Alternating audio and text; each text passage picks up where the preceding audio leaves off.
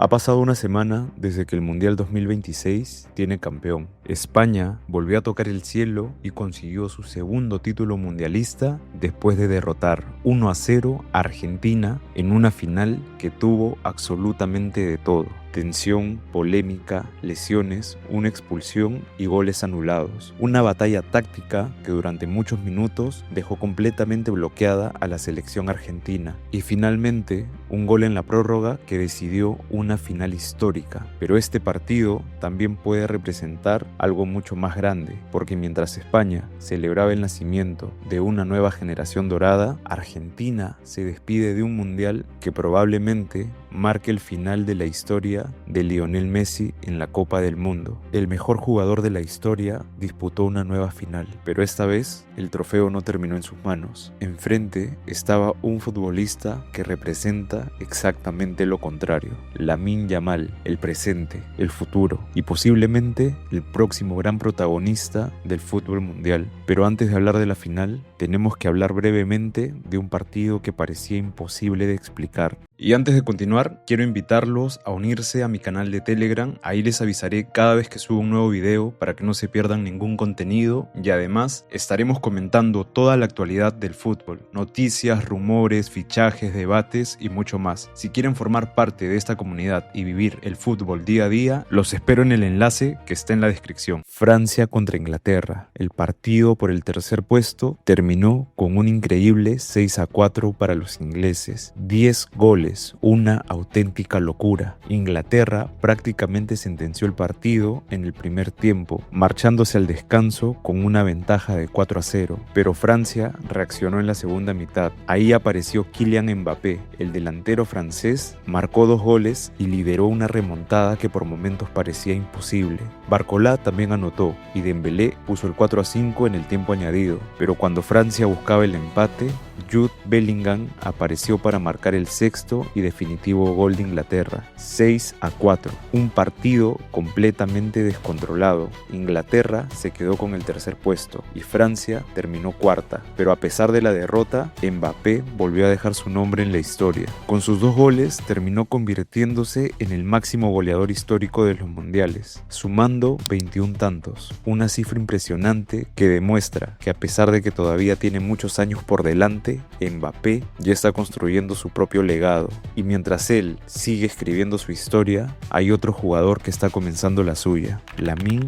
Yamal, porque si algo dejó este mundial es la sensación de que estamos viendo un cambio generacional. Mbappé representa al futbolista que durante los últimos años estuvo llamado a tomar el lugar de Messi y Cristiano Ronaldo, pero Lamine Yamal representa a la generación que viene detrás. Y en este mundial ambos mundos se encontraron: Messi, Mbappé y Yamal. 3 nombres, 3 generaciones, 3 formas diferentes de entender el fútbol, pero solamente uno de ellos terminó levantando la Copa del Mundo: la España de Lamine Yamal, la nueva campeona del mundo. Y para entender por qué España consiguió derrotar a Argentina, hay que hablar de algo que muchas veces pasa desapercibido cuando vemos una final: la táctica. Porque España no ganó solamente por tener buenos jugadores. España ganó porque consiguió que Argentina jugara el partido que España quería. Desde el inicio, la roja intentó controlar el ritmo. Rodri se convirtió en el cerebro del equipo. España buscaba superioridad en el centro del campo, moviendo la pelota de un lado a otro y obligando a Argentina a correr detrás de ella. Y ahí estuvo una de las grandes claves de la final. Argentina necesitaba que Messi pudiera recibir, necesitaba que Julián Álvarez pudiera atacar los espacios, necesitaba que sus centrocampistas encontraran momentos para avanzar, pero España cerró muchas de esas posibilidades. La presión española no consistía simplemente en correr detrás del balón, era una presión organizada, una presión que buscaba cerrar líneas de pase, y cuando Argentina recuperaba la pelota, España intentaba recuperarla rápidamente. La selección argentina terminó teniendo muchas dificultades para conectar sus piezas ofensivas, y Messi, quizás por primera vez en mucho tiempo, parecía estar jugando una final en la que no podía controlar el partido. Cada vez que recibía había menos los espacios, menos tiempo, menos libertad, y eso es exactamente lo que España necesitaba, porque si Messi tiene espacio, puede cambiar un partido en una sola jugada, pero si consigues limitar sus opciones, Argentina pierde una de sus armas más peligrosas, y ahí aparece una de las grandes historias de esta final, porque mientras Messi intentaba encontrar espacios, Yamal estaba generándolos. El joven español volvió a demostrar por qué es considerado uno de los futbolistas más especiales de su generación. Durante el torneo completó 35 regates, la cifra más alta del mundial. Por detrás quedaron Mbappé con 28 y Messi con 25, una estadística que resume perfectamente el cambio generacional que estamos viendo. El jugador que alguna vez fue considerado el heredero de Messi ahora estaba compartiendo el escenario con él, y lo más impresionante es que Yamal no parecía intimidado. No estuvo ahí para rendir homenaje al pasado, estuvo ahí para ganar el presente,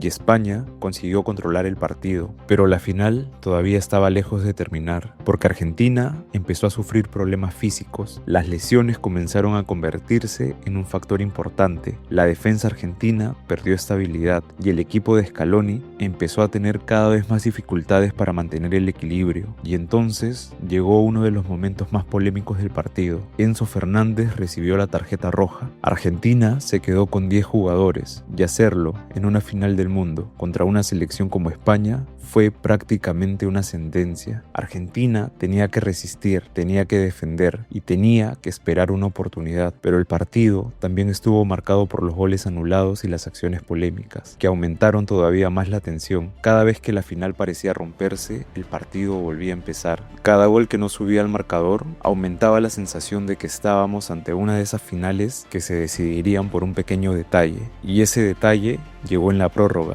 Minuto 106. España encontró el espacio. La jugada avanzó y Ferran Torres apareció para marcar el gol que cambiaría la historia. España 1, Argentina 0. El campeón estaba decidido, pero la historia todavía no había terminado, porque después del pitido final ocurrió algo que volvió a manchar una final que ya había estado cargada de tensión. Hubo una pelea entre algunos jugadores. Comenzó con un enfrentamiento entre Leandro Paredes y jugadores españoles. La situación escaló rápidamente y la FIFA ya abrió una investigación sobre lo ocurrido. Esto demuestra que la final no solamente se jugó durante los 120 minutos, la rivalidad continuó después. Argentina había perdido la final, España era campeona y las emociones estaban completamente desbordadas. Pero quizá uno de los momentos más importantes llegó en la conferencia de prensa de Lionel Scaloni, el entrenador que llevó a Argentina a ganar 2 Copas Américas, que conquistó el Mundial de Qatar en 2022 y que ahora había llevado a Argentina